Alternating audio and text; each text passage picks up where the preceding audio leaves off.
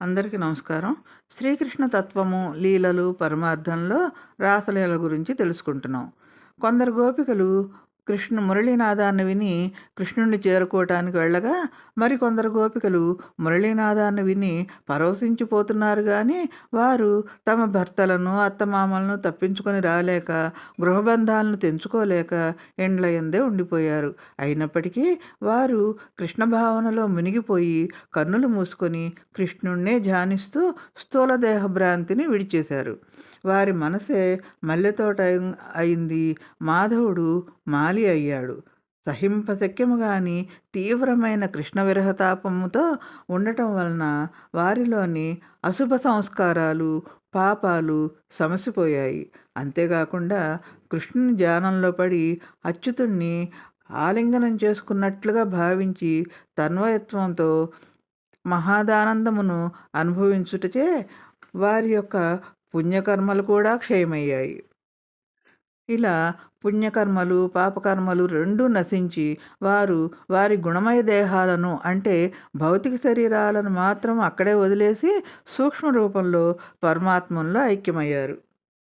అంతేగాకుండా ఆ పరమాత్మను జారబుద్ధితో కలుసుకున్న వారలు త్రిగుణముల కార్యమగు దేహములను విడిచిపెట్టి వెంటనే సమస్త కర్మబంధముల నుండి విముక్తి పొంది దేహానంతరము పరమాత్మలో ఐక్యమయ్యారు. వారు కృష్ణుణ్ణి పరమాత్మ అనే దృష్టితో కాకుండా ప్రేమస్వరూపుడుగా భావించినప్పటికీ పరమహంస వలె మోక్షం పొందారు. ఇక్కడ పరీక్షిత్ మహారాజుకి ఒక సందేహం వచ్చింది. సుఖమునిని ఈ విధంగా అడుగుతున్నారు. గోపికలు కృష్ణ భగవాన్ని కేవలము తమ ప్రియతమునిగా భావించారు కానీ ఆయన ఏడ వారికి బ్రహ్మభావము లేదు కదా. ఏ విధంగా చూసినా వారి దృష్టి ప్రాకృత గుణముల యందే ఆసక్తమై ఉన్నట్లు అనిపిస్తుంది. మరి అటువంటప్పుడు గుణముల ప్రవాహ రూపమగు ఈ సంసారం నుండి వారు విముక్తులగుటయు ముక్తి పొందుటయు ఎట్లా సంభవించింది? కామము ఎలా మోక్షమైంది అని ప్రశ్నించాడు. అప్పుడు సుఖమహర్షి ఇలా చెబుతున్నాడు. సాధారణంగా కామం అంటే కోరిక. గోపికల విషయంలో వారి కామం అంటే కోరిక కృష్ణుడి వైపు మళ్ళింది. గోపికలు కృష్ణుడి అందం, వేణుగాన మాధుర్యం చూసి వారి హృదయాలను దోచుకున్నాడు అని భావించారు. అది లౌకిక ప్రేమలా కనిపించినా నిజానికి అది పరమభక్తి. వారి మనసు పూర్తిగా కృష్ణునిపైనే నిలిచింది. అంటే భగవంతునిపై ఏకాగ్రత వచ్చేసింది. నిజమే, గోపికలు కృష్ణుణ్ణి కేవలం భగవంతుడిగా కాకుండా తమ ప్రియుడిగా అంటే జారుడిగా భావించారు. కానీ దీని వెనుక ఉన్న అంతరార్థం మరియు వారు ముక్తి పొందిన విధానం తెలుసుకుందాం. భాగవతంలో జారుడు అంటే అందరి హృదయాలను దోచుకునేవాడు అని అర్థం. అపారమైన ఆకర్షణ కలిగినవాడు అని భావం. అదే మనం లౌకిక దృష్టితో చూస్తే జారుడు అంటే పరస్త్రీ లేదా పరపురుషుని వ్యామోహంలో పడ్డవాళ్ళని అంటారు. ఇక్కడ గోపికల భక్తిని మధుర భక్తి లేదా కామభక్తి అంటారు. సాధారణంగా లోకంలో జారుడు అంటే తన భర్త లేదా భార్యను వదిలి ఎవరైతే అన్యులను ప్రేమిస్తారో లేదా ఇష్టపడతారో వాళ్ళని జారుడని అంటారు. కానీ ఆధ్యాత్మికంగా చూస్తే భక్తుడు అంటే జీవాత్మ తనకున్న లౌకిక బంధాలను అంటే సంసారము, భార్య, భర్త, పిల్లలు, ఇల్లు, బంధువులు లాంటి వాటిని అన్యుల కోసం కాకుండా కేవలం పరమాత్మ కోసం అన్ని బంధాలను వదిలేయటాన్ని ఇక్కడ వర్ణించారు. గోపికలు అదే చేశారు. గోపికలకు కృష్ణుడు తప్ప వేరే లోకం లేదు. వారు లోక మర్యాదలను, శాస్త్ర నియమాలను కూడా పక్కన పెట్టి కృష్ణుడి వైపు పరుగు తీశారు. అందుకే వారిని లోకరీత్యా జారులని అన్నప్పటికీ వారు నిజానికి పరమ భక్తులు. కామం, క్రోధం, భయం, స్నేహం, ఐక్యం, సౌహృదమేవ చ నిత్యం హరే విదధతో యాంతి తన్మయతాం హితే.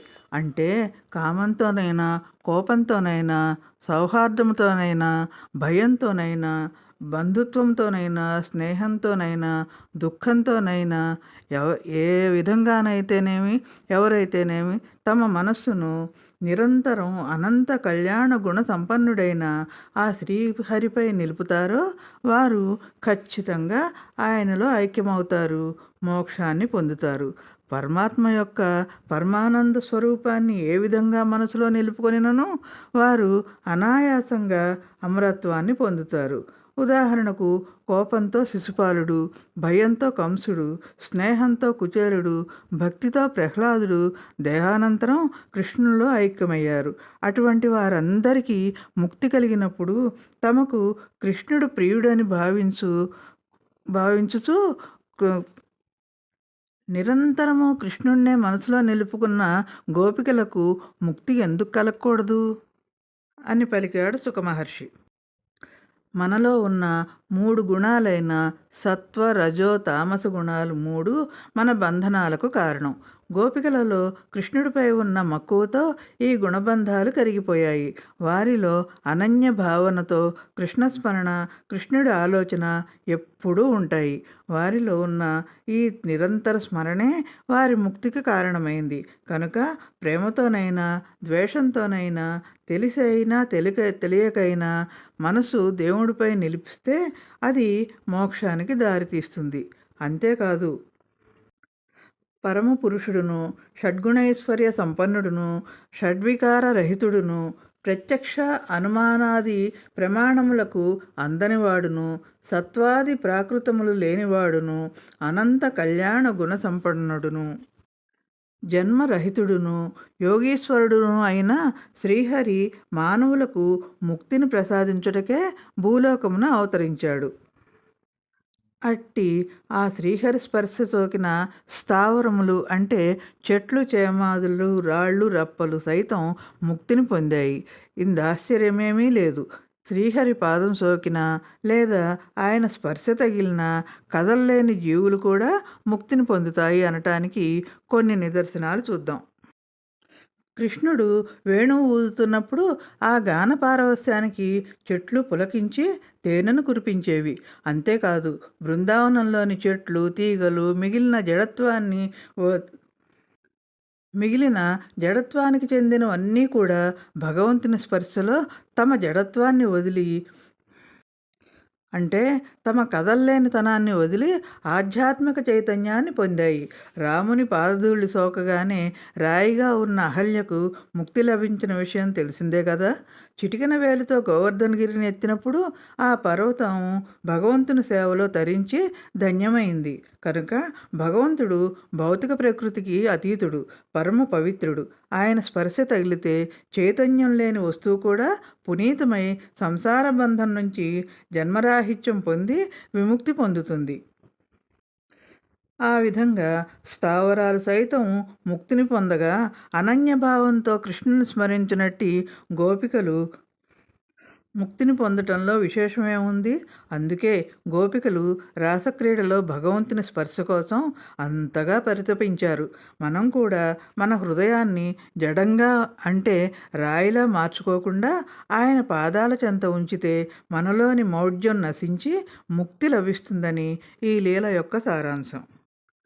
వెన్నెల విరిసెను, యమునా తీరమున వెలుగులు పొంగెను, విహంగగానమున మల్లెల పరిమళం గాలిలో విరిసెను, మధురిమ నింపెను మాధవనామమున, వేణునాదమే పిలుపై వినిపించే, వేగములో గోపికల హృదయం పరిగెత్తే, మురళీనాదముతో మోహించిన హృదయాలు మురిపెంగా పరిగెత్తే గోపికల గమనములు, ఇళ్లను వదిలి అడుగులు మరిచి ఈసును చేరుటకై ఆత్మలు కలిసే.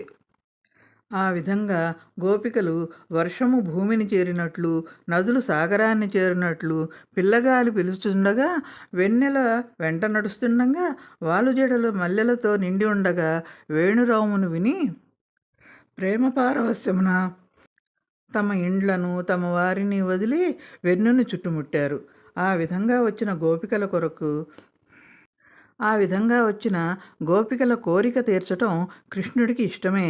అసలు వాళ్ళు రావాలనేగా మురళిని మ్రోగించింది. జరగబోయే రాసక్రీడను దర్శించటానికి మునులంతా ఆకాశాన చేరియుండగా వారందరికీ వినపడేట్లు గోపికలతో ఇలా మాట్లాడుతున్నాడు కృష్ణయ్య. వాళ్ళకి కులస్త్రీల ధర్మాలను బోధిస్తున్నాడు. శ్రీకృష్ణుని వచనాలన్నీ ధర్మబద్ధమైనవే అయినా పవిత్రుడైన శ్రీకృష్ణుని యొక్క దివ్యకర్మల తత్వమును ఎవ్వరూ గ్రహింపజాలరు. కృష్ణయ్య గోపికలతో ఏమంటున్నాడో చూద్దాం.